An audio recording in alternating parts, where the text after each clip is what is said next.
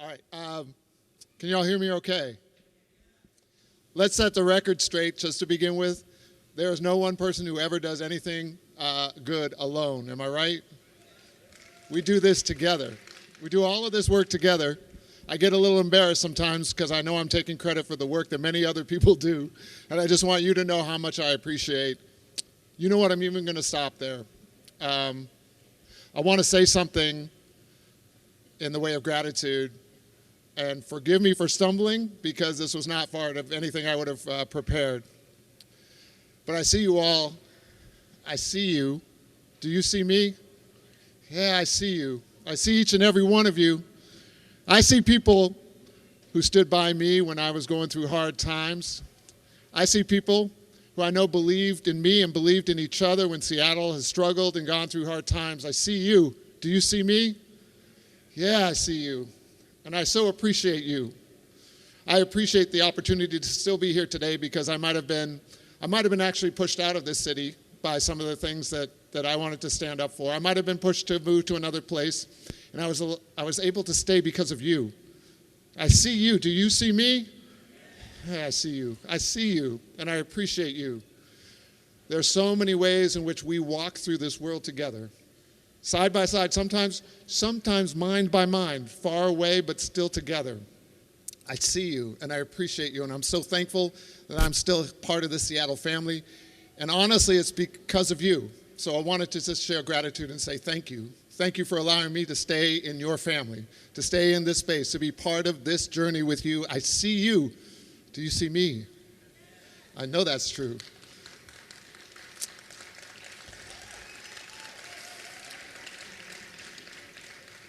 I'm a very nervous talker, so I wander around a little bit. I'm not a great talker, so I brought a prop along with me today. So even if I stumble through my words, I just want you to see something beautiful.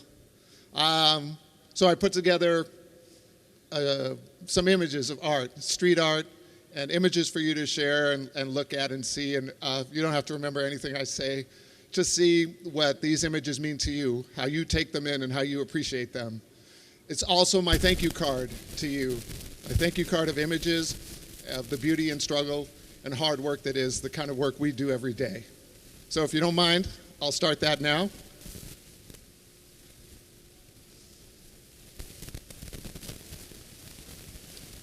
This is a chance for me to talk a little bit about this thing, about belonging and healing and unity, which I consider a journey with many paths that many of us share. Sometimes you feel like you walk alone, and I will tell you that you do not. Sometimes you feel like the journey is hard, and I will tell you I want to help make it easier for you because I know you've made it easier for me. It's a journey. I don't erase the hardship because the hardship's supposed to be there, isn't it? I don't make it completely easy, and neither do you, because we are supposed to struggle. We're supposed to struggle, and we're supposed to hold the joy that is part of that struggle as well, because damn, we're together, and we're doing this together.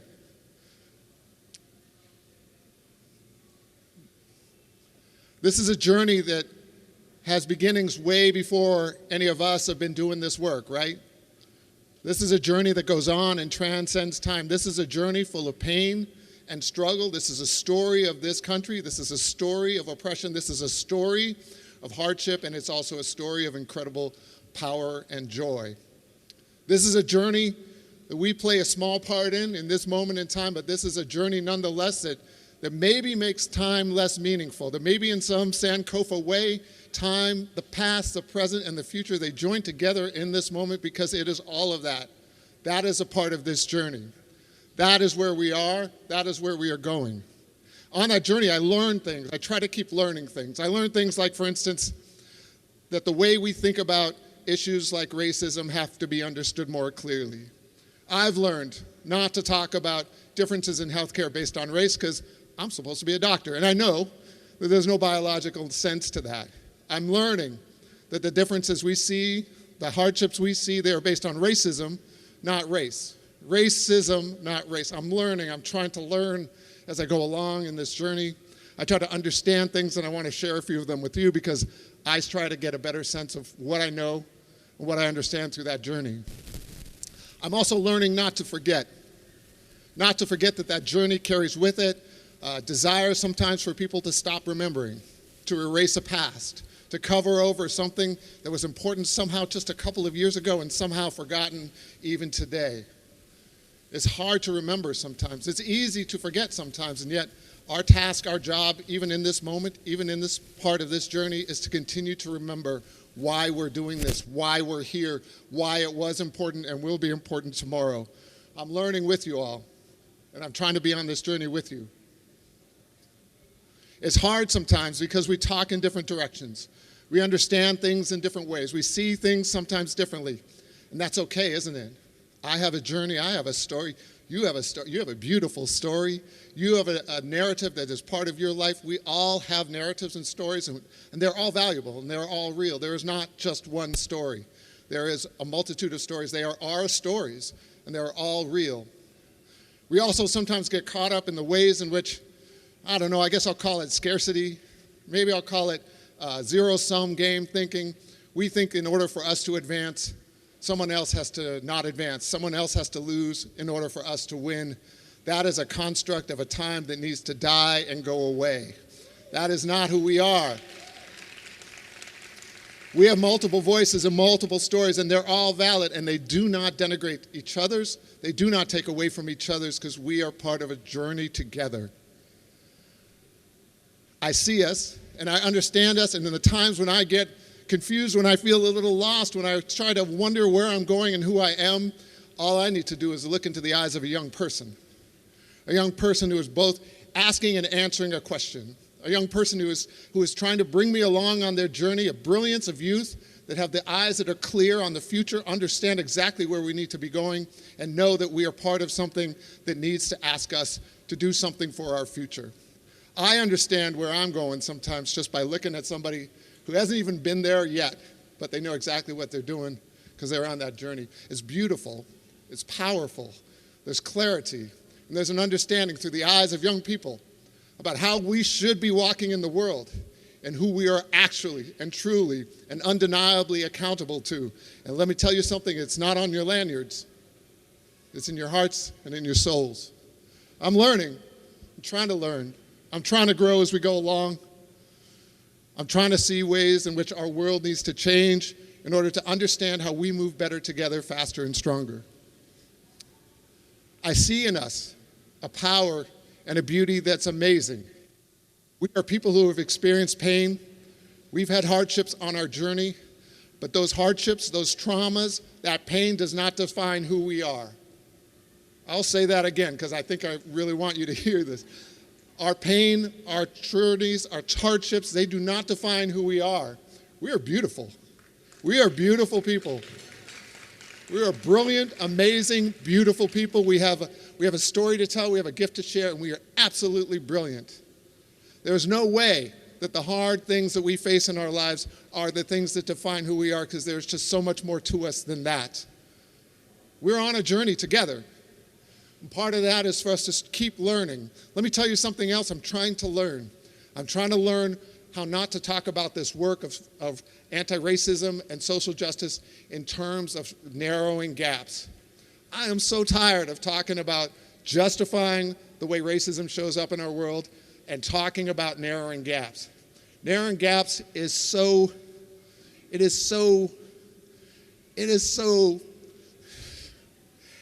exhausting.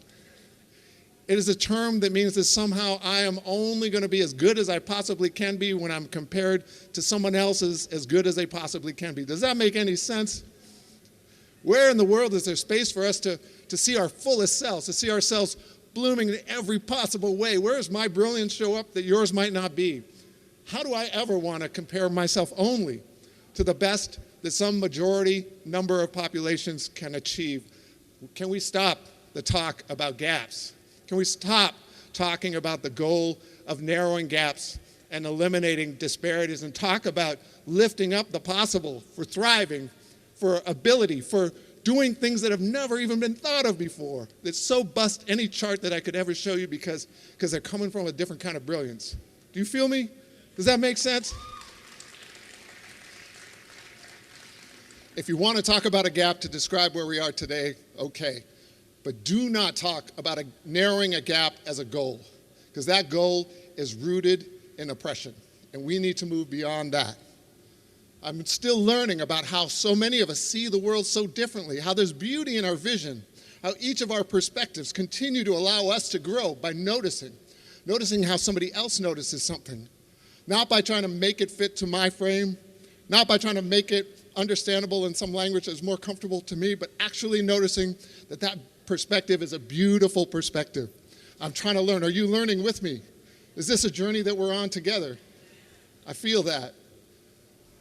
I'm trying to grow, trying to understand complexity, trying not to get in that pattern we sometimes have of taking the most complex problems and questions and then looking for that one singular solution, that one little thing, that one little button you could push that somehow would change everything.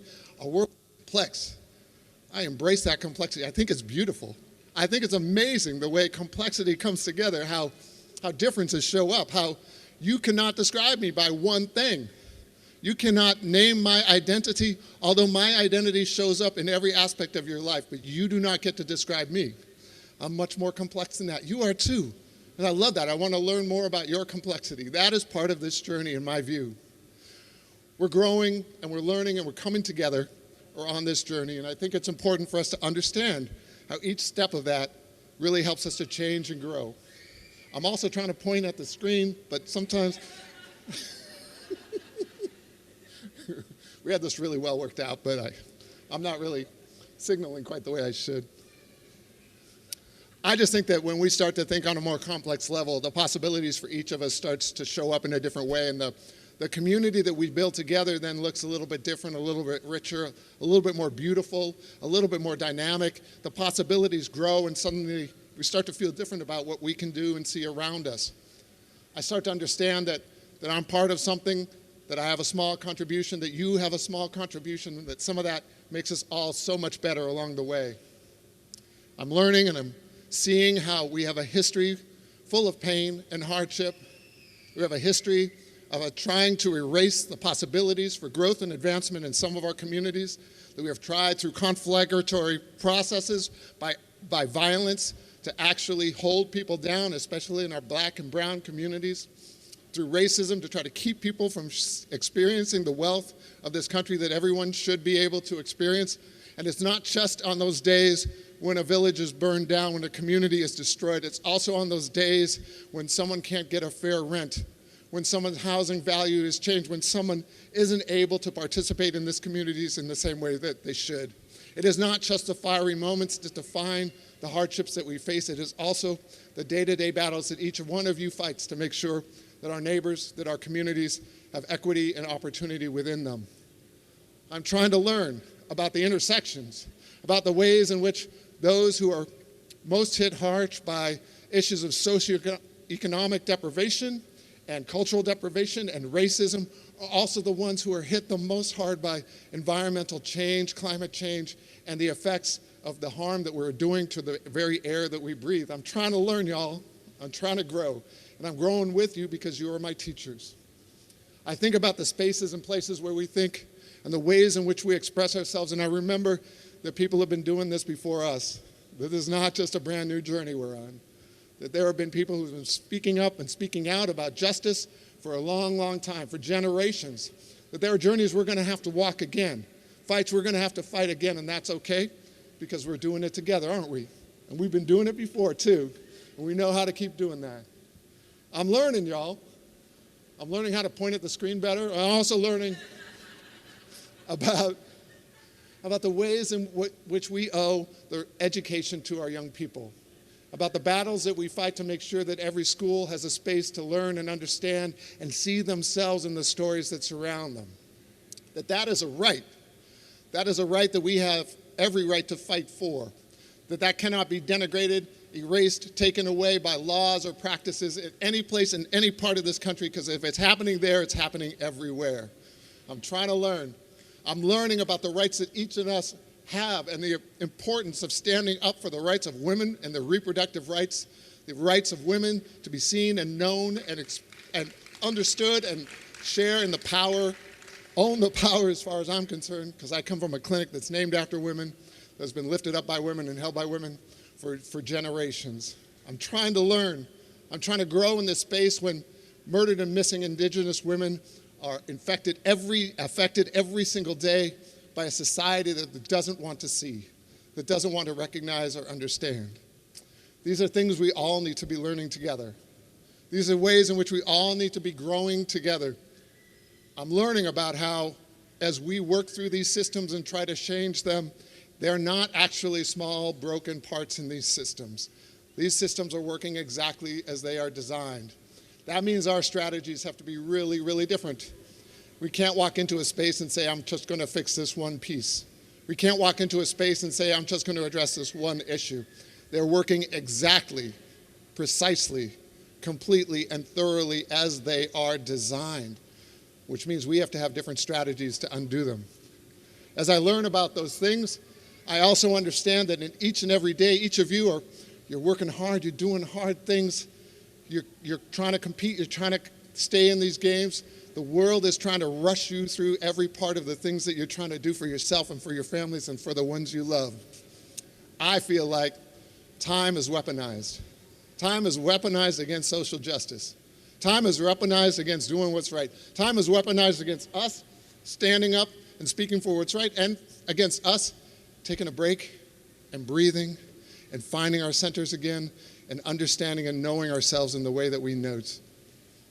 Time is weaponized, and it becomes hard, but we have each other. And as we continue to grow and change and support each other through this process, we know how to make things different, make things more beautiful. As we do that, we start to understand that the limits to what we can do should not be ever named by someone else, that we should have a little more Angela Davis in them and ourselves, and understand that there are things that we cannot tolerate any longer, and that we have so much more power than we actually want to say or can say we have sometimes. It's time for us to name where our limits are. Time for us to be able to say what we can and can't do and lift up the power that is us together. I'm learning, y'all, and through that, I gain an incredible amount of hope. You give me hope. Seeing you here today, spending time with you, sharing time with you gives me hope, helps me see that we have communities that are beautiful and powerful, that come from ancestors and stories that are just so incredibly connecting. Our ancestors actually go back to the same place, don't they? Our ancestry goes back to the same place. And we're all part of an incredible journey together. As I learn those things, I start to understand how I'm not afraid to fight again for things that people have fought for before. I'm not afraid to stand tall because I know that people have stood tall before, and I'm around some pretty amazing heroes in my midst right here today. I'm not afraid to try to work harder because it's worth it and because I see what needs to be happening in the eyes of those young people. I'm ready to plot, to plan, to strategize, to mobilize. Are you ready for that? Is this part of the world that you want to see as well? I know I'm ready. I just need a couple standing next to me over here and over there. You lead, I will follow you. Our work is before us, and when we do that, we start to shed the masks, don't we? We start to remove the shields and the layers that sometimes are protective, but I think are ultimately harmful, that make us feel like we need to act like someone else, feel like we need to show up in a way that is not us, feel like we need to shield and hide our inner, bodacious, amazing, incredible, flagrant, just full of life self. I'm running out of words. I'm so excited about it. But this is a space that we need to be doing. This is a time I think we're in right now of shedding our masks, of showing ourselves, of saying that the places we work, the places we pray, the places that we live in, the places that we share with each other, they're better because they see all of us, not just part of us. They're better because they experience all of our brilliance, not just the kind that was acquired in some particular kind of training. This is a time for all of us to show all of us to each other. I think this is what we should be aiming towards, and I think that's what we have in our futures. I think about this, and I think about the ways in which we start to understand each other better by truly seeing each other, knowing each other's experiences. That's beautiful, isn't it? That is the space that we see for ourselves, the space we want to get to. This is my gratitude card to you, this image of us truly knowing and seeing each other. That is part of this journey. That is the most beautiful part of the journey I can imagine. I see that happening. I see that happening especially when we listen to the young people around us, when we create these megaphones and the spaces for them to understand and know themselves and speak out and tell you, this is what needs to happen. This is the future that we get for ourselves. This is the gift that we give to each other and we give ourselves by standing in our true nature and our true time. I see that, and I understand things. I'm learning. I want to tell you something. I'm just feeling like I'm starting to learn. I'm learning about something that defies gravity, something that doesn't make sense to Sir Isaac Newton, but makes sense to me. And that thing is that it is easier to lift people up than it is to hold them down. It is easier. It is less work.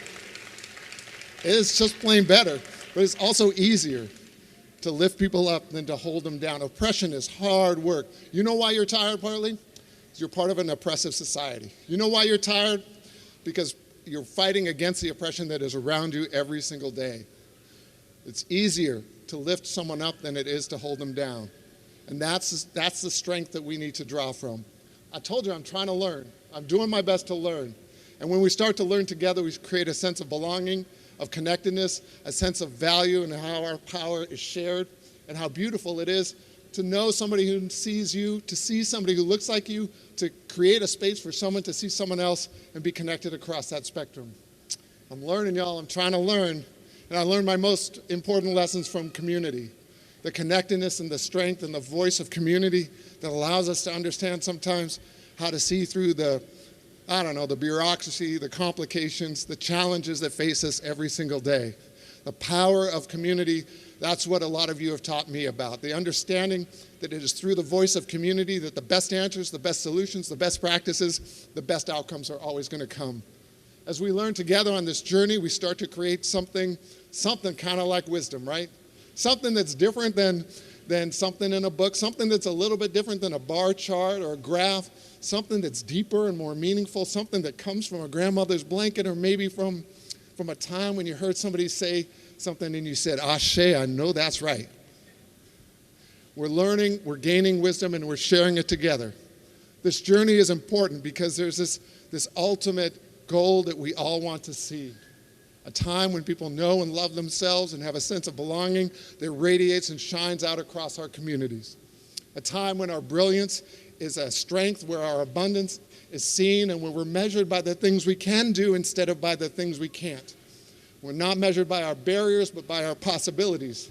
We're not measured by some problem list, but by some asset list that is so much longer than anything like that. This is where we're going to on this journey. This is what we owe and gift ourselves. We start to see the brilliance and strength in communities, and we understand that we should be asking, what can we do based on those strengths instead of what should we do based on those deficits? We start to see and assume brilliance. Based on the brilliance in this community, what should we be doing to lift it up? I see that. I see that as our journey and our path, and I love that because ultimately the measure of that, the strength of that, the most important piece of that, can that be full screen? Is really understanding this path towards dignity. The thing that every single person deserves, the birthright of each and every one of us, the beauty that we've earned and owned for time immemorial, the thing that is in our genes and in our souls, the things that walks beside us when we need a little strength, the thing that people need to recognize in order to see us for our best selves. Dignity, the piece that allows us to see each other through eyes that didn't want to see the same way before. Dignity, the sense that when you walk through the door, you are enough. You are absolutely enough. You don't have to be some exceptional something. You don't have to show up in a way that dresses in a certain way. You don't have to become somebody who uses a particular language. You are enough because you're valuable, because you're beautiful, because you're something and someone that's part of a journey that's incredible and wonderful. And because your inherency means you don't have to prove a damn thing. You are enough. You are wonderful, and it is your dignity that I uphold and I celebrate, and I join with you in enjoying this time together. We are part of something special, y'all. We're a part of something amazing. We're a part of incredible spaces, incredible places, and an incredible time. And I am so thankful to be on this journey with each and every one of you, and I just want to say again, thank you. Thank you from the bottom of my heart for being part of a beloved and loving community. Thanks you all.